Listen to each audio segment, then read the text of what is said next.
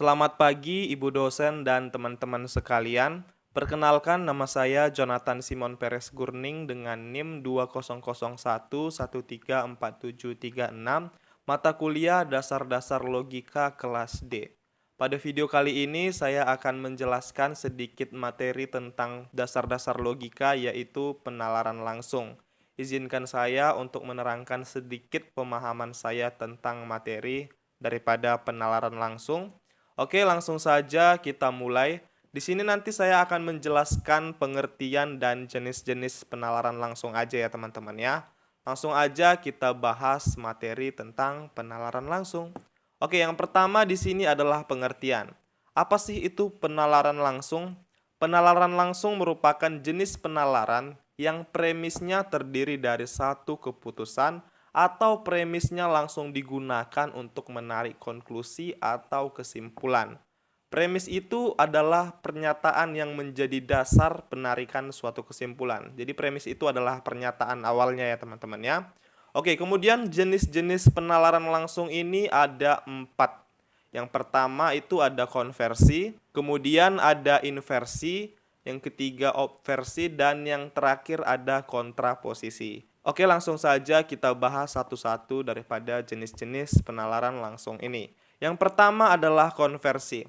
Konversi atau pembalikan adalah jenis penalaran langsung yang menukar kedudukan subjek menjadi predikat dan sebaliknya tanpa mengubah kualitas kebenaran proposisi tersebut.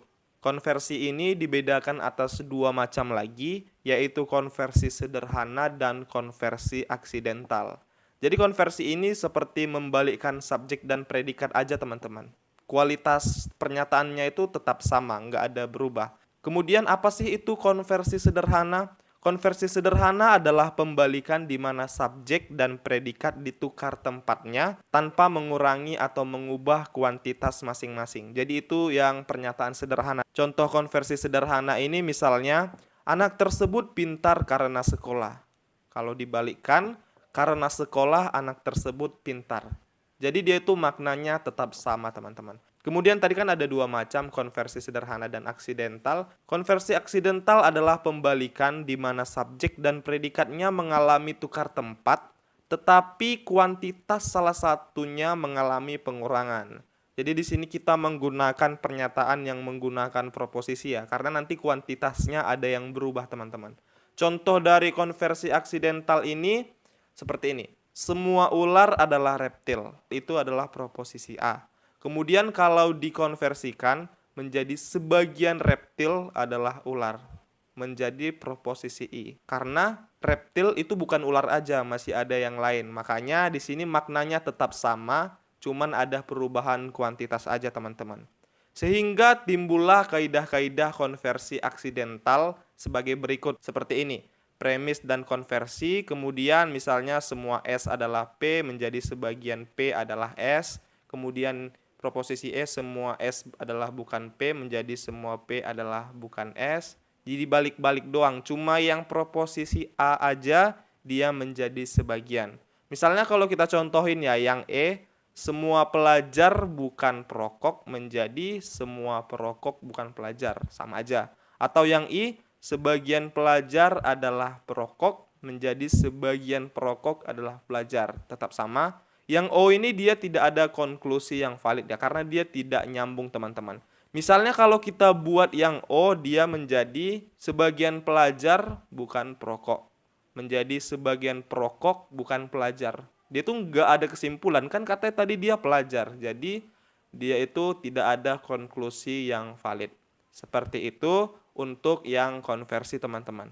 Kemudian yaitu inversi. Inversi adalah jenis penalaran langsung dengan cara menegasikan subjek proposisi premis dan menegasikan atau tidak menegasikan predikat proposisi premis. Jadi menegasikan itu artinya menentang teman-teman. Dia tuh menentang subjek dan predikatnya. Seperti itu.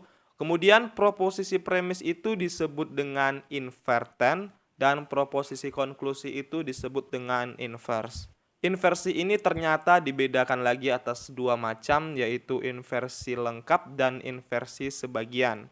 Kita juga menginversikan subjek yang universal aja menjadi partikular, sehingga yang berlaku di sini hanya proposisi A dan proposisi E, teman-teman. Jadi caranya itu kita menentang subjek dan predikatnya dan kuantitasnya kita ubah menjadi partikular, seperti itu. Kemudian pengertian dari inversi lengkap. Inversi lengkap adalah inversi yang dilakukan dengan menegasikan subjek dan predikat proposisi premis. Inversi lengkap, subjek dan predikatnya ditentang.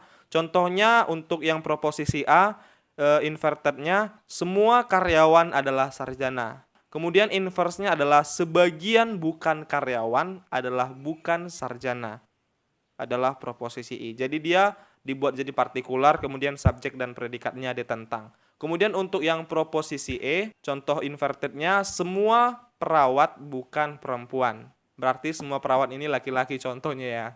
Kemudian inverse-nya sebagian bukan perawat bukan perempuan. Menjadi proposisi O, teman-teman. Kemudian untuk inversi sebagian adalah inversi yang dilakukan dengan menegasikan subjek proposisi premis, sedangkan predikatnya tidak dinegasikan. Contohnya untuk inversi sebagian, yang proposisi A, invertednya semua presiden adalah manusia, kemudian inverse-nya sebagian bukan presiden adalah manusia. Jadi cuma dia mengubah partikular dan subjeknya aja yang ditentang. Kemudian contoh proposisi E-nya, inverted-nya, semua penari bukan laki-laki. Menjadi sebagian bukan penari, bukan laki-laki. Hanya subjek dan menjadi partikular aja yang diubah. Seperti itu untuk inversi sebagian, sehingga muncullah kaidah-kaidah inversi sebagai berikut atau rumus-rumus dari inversi. Proposisi A, semua S adalah P, kemudian menjadi proposisi I, sebagian non-S adalah non-P, itu yang lengkap atasnya, yang bawahnya sebagian ya. Menjadi sebagian non-S adalah P. Kemudian yang proposisi E, semua S bukan P, menjadi sebagian non-S bukan non-P, dan sebagian non-S bukan P. Untuk proposisi I dan O tidak dapat diinversi. Seperti itu untuk tentang inversi. Kemudian yang ketiga adalah obversi. Obversi adalah jenis penalaran langsung yang menunjukkan perubahan kualitas. Namun maknanya tetap sama dengan cara menegasikannya, serta kuantitas premis dan konklusi itu harus tetap sama, teman-teman. Proposisi premis itu disebut dengan obverten dan proposisi konklusi itu disebut dengan obverse. Proses untuk melakukan obversi sebagai berikut. Jika proposisi afirmatif, ubahlah menjadi negatif. Dan jika proposisi premis negatif, ubahlah menjadi afirmatif. Kemudian negasikan term predikatnya. Hanya predikatnya aja yang dinegasikan. Dua proses ini disebut prinsip negasi ganda atau double negation. Langsung aja kita pergi ke contohnya. Untuk proposisi A, obvertennya semua pilot adalah manusia. Kemudian obverse-nya semua pilot bukan manusia. Kita ubah jadi negatif menjadi bukan, kemudian manusianya kita ubah atau kita negasikan menjadi bukan manusia. Jadi semua pilot bukan non manusia. Itu adalah proposisi E. Maknanya tetap sama ya teman-temannya, hanya perubahan kualitas afirmatif dan negatif sama negasi dari predikatnya doang. Kemudian untuk contoh obversi proposisi E, obvertennya semua YouTuber bukan terkenal. Kemudian obverse-nya semua YouTuber adalah bukan terkenal. Tadi kan dia negatif, kita ubah jadi afirmatif menjadi adalah. Kemudian terkenalnya kita negasikan menjadi bukan terkenal. Kemudian untuk yang obversi proposisi I, contoh dari obvertennya, sebagian pelawak adalah pandai. Kemudian obverse-nya sebagian pelawak bukan pandai. Atau kita bisa bilang sebagian pelawak bukan non pandai, ya tetap pandai aja gitu. Itu menjadi proposisi O. Kemudian yang terakhir untuk contoh proposisi O, obvertennya sebagian guru bukan sarjana, dan obverse-nya sebagian guru adalah bukan sarjana. Maknanya tetap sama, hanya perubahan dari pernyataan proposisi tersebut. Kemudian karena contoh-contoh tersebut muncullah kaidah-kaidah dari obversi kalian bisa lihat di tabel ini, semua S adalah P, itu yang kita buat di contoh tadi ya. Jadi kalian sesuaikan aja teman-teman, seperti itu. Kemudian yang terakhir adalah kontraposisi. Kontraposisi adalah jenis penalaran langsung dengan cara menukar kedudukan subjek menjadi predikat dan sebaliknya serta menegasikannya. Kita ubah subjek dan predikatnya, kita tukar, kemudian kita negasikan kedua-duanya teman-teman. Seperti itu. Proposisi premis tetap disebut premis dan proposisi yang menjadi konklusi itu kita sebut menjadi kontrapositif. Kemudian dalam kontraposisi hanya ada 3 proposisi premis yang memiliki kontrapositif, yaitu proposisi A, E, dan O ya teman-teman ya. Kemudian langsung aja kita contohin untuk kontraposisi A, premisnya semua reptil adalah binatang, kemudian kontrapositifnya semua bukan binatang adalah bukan reptil. Jadi kita ubah subjek dan predikatnya, kita negasikan. Itu tetap ya, proposisi A menjadi proposisi A kembali teman-teman. Seperti itu. Kemudian untuk contoh kontraposisi E-nya, semua kuli bukan perempuan. Menjadi semua bukan perempuan, bukan kuli. Kita tukar subjek dan predikatnya, kemudian kita negasikan. Itu tetap juga menjadi proposisi E kedua-duanya. Kemudian yang terakhir adalah contoh kontraposisi O. Premisnya sebagian ular bukan beracun. Kontrapositifnya sebagian bukan beracun, bukan ular. Seperti itu teman-teman. Itu juga tetap proposisi O menjadi proposisi O kembali. Jadi karena contoh tersebut muncullah kaidah-kaidah untuk kontraposisi, yaitu seperti tabel berikut ini ya teman-teman ya. Semua S adalah P menjadi semua non P adalah non S.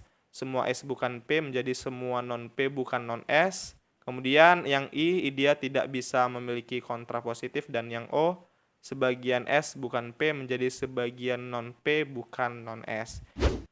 Oke teman-teman, jadi seperti itulah penjelasan saya tentang materi penalaran langsung. Apabila ada salah kata mohon maaf. Akhir kata saya ucapkan terima kasih dan sampai jumpa.